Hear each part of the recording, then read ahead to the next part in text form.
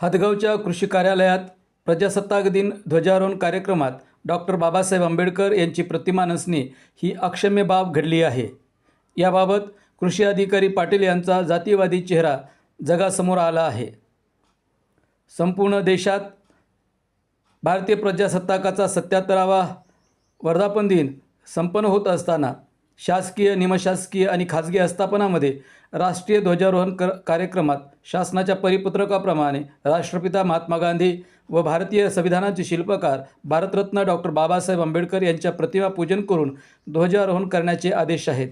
हदगाव येथील तालुका कृषी कार्यालयात सुद्धा काल दिनांक 26/1/2026 रोजी प्रजासत्ताक दिनाच्या कार्यक्रमात डॉक्टर बाबासाहेब आंबेडकर यांची प्रतिमा ठेवून अभिवादन करणे अपेक्षित होते, परंतु त्या ठिकाणी बाबासाहेबांची प्रतिमा ठेवली नाही व अभिवादनही केले नाही. ही गंभीर बाब आहे.